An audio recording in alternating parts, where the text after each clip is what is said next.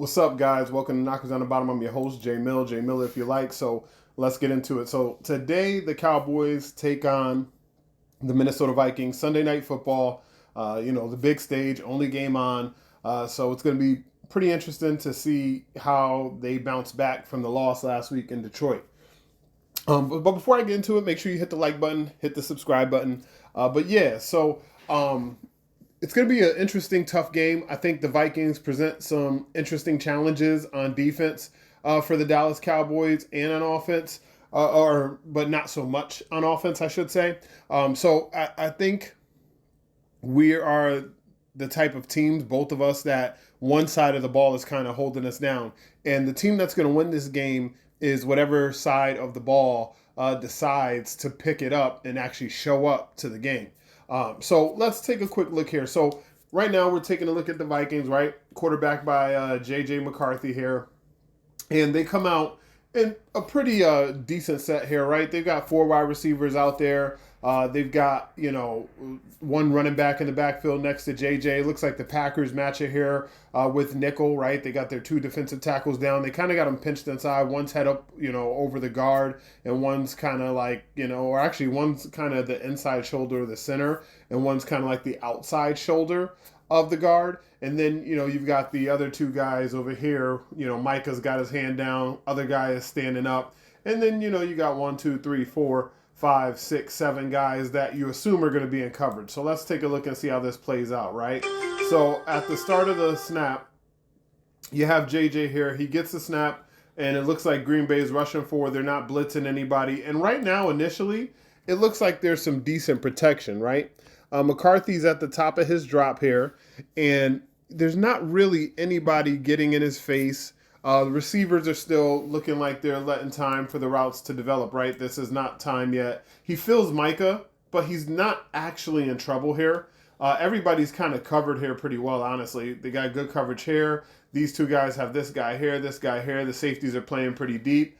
So, you would think the first, outlet would be here, the tight end. But, you're taught touchdown to check down.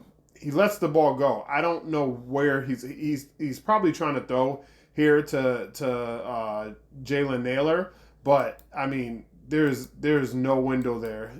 Jalen Naylor pulls up a little bit, tries to jump for the ball right into the safety's hands.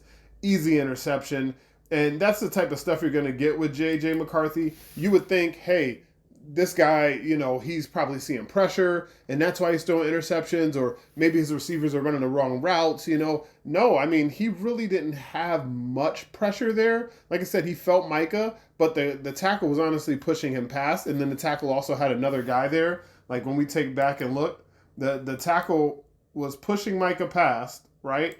And then he also had another guy here and help. So, they were looking at Micah and saying, we're not going to let you necessarily ruin this play.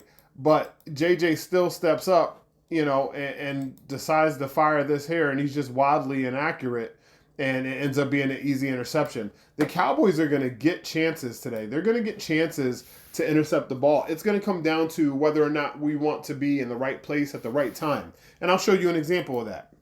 So you see here against the Raiders, Cowboys, Raiders come out, two wide receivers at the top, Ashton Genty in a Michael Myers stance.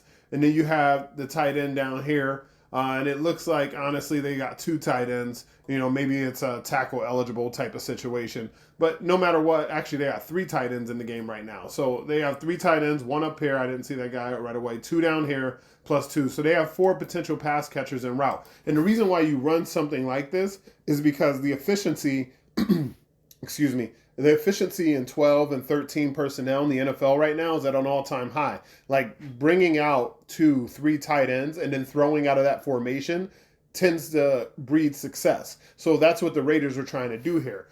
They were trying to take a shot against the Cowboys, right? So they send a guy in motion here, and let's see what happens. Boom. So they fake the handoff. It's play action to Ashton, right? It's play action to Ashton Genty, we see here. Now, initially, same thing. This is all blocked up, right? But what we see here is this guy is clearing, and this guy is clearing as well. So you got everybody kind of sitting at this level, and you got your two deep safeties. but you got a couple of guys here getting open. Now, Geno still getting to the top of his route there. He actually turns to fire. But the great thing about it is because you're getting depth as a linebacker and you're getting into the right position, you're there to put your hands on the ball. And what does that do? Deflect, boom, and ends up with an easy interception for Bell. And then Bell, returns it here for a few yards. It's not a perfect play, you know what I'm saying, because if Kenneth Murray didn't get his depth, that could have easily been a completion. But it shows you that if you're in the right position, you know what I'm saying, and you're doing your film study, you can be in a position to make plays just from being in the right place at the right time and reading your keys. So that is the biggest problem with the Cowboys defense this season has been the fundamentals, right? Doing the simple things correct often, right? It's so awesome to see an interception. It's so awesome to see a long touchdown pass. But those are splash plays, and they're called splash plays for a reason. It's because they do not happen often, right? That's why they're very noticeable. They're splash plays. The great teams do the mundane things often, do the mundane things consistently, right? So blocking your man, dropping into the proper zone, tackling the running back for 2 or 3 yards, getting hands on the wide receiver and then mirroring him throughout the whole route, even if the ball doesn't come your way. Not looking into the backfield as a safety and just dropping into your zone and reading the coverages in front of you. These are things that are not fancy. They're very simple, it seems, but the Cowboys have struggled with that this year. It looks like everybody wants to make a splash play every play. You can't do that. You can't live that way. If you put yourself in the correct position on defense, the splash plays will come just from you being in the right place. I hate to say it like this, but you can get lucky just being where you're supposed to be when you're supposed to be there.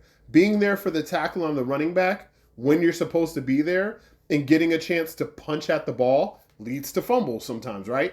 Being a safety and dropping back where you're supposed to be like Bell did on this play and being the linebacker and gaining depth in your pass coverage like Kenneth Murray did in that play, what does it allow? Him to put his hand up to try to bat at the ball. Oh, I got it. And it falls right into the safety's hands. It's not rocket science. The Cowboys, they actually really run a simple defense, and these players need to treat it just like what it is, a simple defense, and do what you're being asked simply.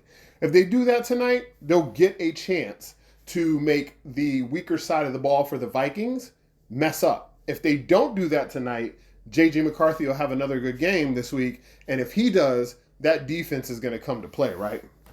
So I want to show you an example of that. That's transition time, right? So here you see Jalen Hurts of the Eagles lined up here in shotgun. He's got one running back here. He's got 1, 2, 3, 4 pass catchers out, and he's got his 5-down lineman. Now, the Vikings, I just want to see this here. All right? They got 1, 2, 3, 4, 5, 6 guys on the line of scrimmage. So they've only got 5 guys left in coverage here, right? So normally you would expect this to be man on man on man, and and then the safeties, maybe he's taking him and he's rotating to a single high trying to give help over the top, or he's taking him and he's rotating to a single high to try to get over the top. Now watch what happens here, right? Jalen Hurts sees that they're coming, right? So they decide, okay, we're going to get off the ball. Now they send 1, 2, 3, 4, 5. And this is just interesting to me here.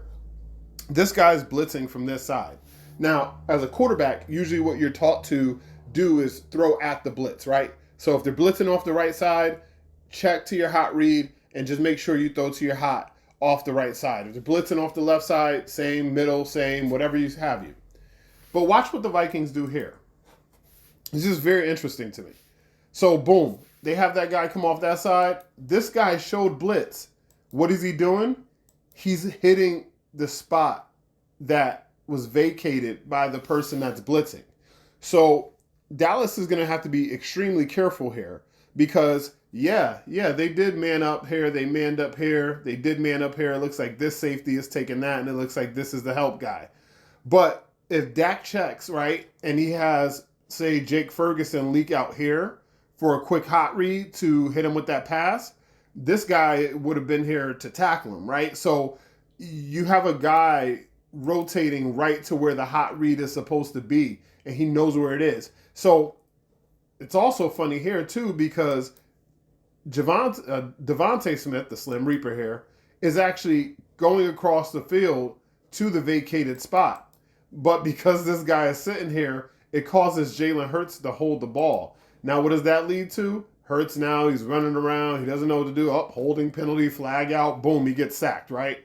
So the Cowboys are going to have to get a little bit more creative this week with their blitz beaters because there's probably going to be a guy from the Vikings rotating to the vacated spot of the blitzer. There's going to be a guy filling there, and that can cause problems. And it's not just problems for Dak. As you just saw here, Jalen Hurts had an issue, and I can show you, I don't have time, but I could show you a lot more blitzes where, the Minnesota Vikings were confusing quarterbacks and doing this same thing to pretty much everybody that they play. It doesn't mean that they win every game, but you can win situationally, right? Football comes down to a bunch of little situations. So these are all different situations throughout the game, whether it's third down, whether it's first down. They're trying to basically put you behind the chains, put you into troublesome situations. So this is just a situational win. I can tell you they have a lot of these situational wins, and the Cowboys need to be very mindful of that.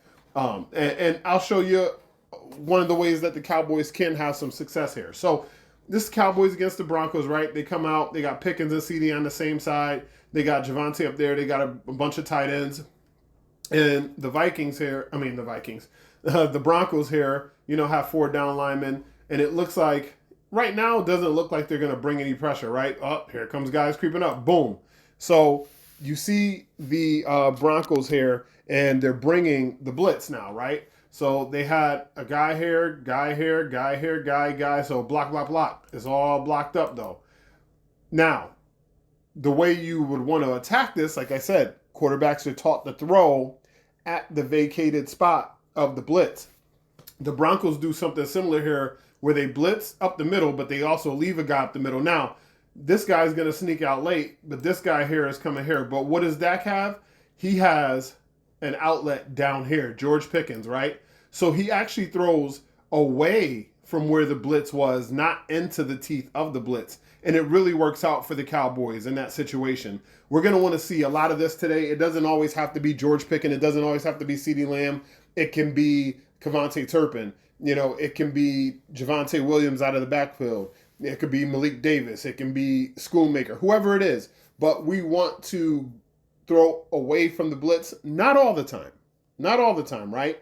But you want to make sure at the quarterback, when you're checking, and you've seen this on film, there's certain tendencies, there's certain specific times during the games, like I said, situational wins. You want to make sure situationally that you're winning these blitzes by throwing away from the blitz and having creative ways, not just trying to do the conventional thinking of, hey, let me just throw into the vacated spot from the blitz and there should be a guy there wide open, because that's not always going to be true this week. So now let's get to some predictions. So I think the Cowboys are actually going to have a really hard time with the Vikings today. I think this is going to be a home game for the Cowboys, but this is going to be a very hard-fought game. I do not see, a game where we're going to put up 40 points at home. I don't see it. This is not going to necessarily be like the Cardinals game, but it'll be lower scoring. I think J.J. McCarthy is going to allow you to kind of stick around a little bit until your offense finds a rhythm, because I do think it's going to take a little while to kind of decipher that Brian Flores puzzle. It might take 2 to 3 quarters to figure it out. So I have the Cowboys winning. I think it's going to be a very low-scoring game. Give me Cowboys winning 19-9. 19-9. Cowboys beat the Minnesota Vikings. and kind of keep their season alive. And then we go into next week, and that's going to be a tough matchup too. But that's all I got for you guys. Thank you so much for tuning in. Hit me up on Twitter at jmilleriyl. You can also hit me up at knockersonthebottom at outlook.com, knockersonthebottom at gmail.com. Any questions you have, leave them below. I'll take them here, take them via email, wherever. But I love you guys. Thank you so much for tuning in. Hit the like button, hit the subscribe button. But until next time, I'm your host, J Miller if you like. This has been Knockers on the Bottom. Peace.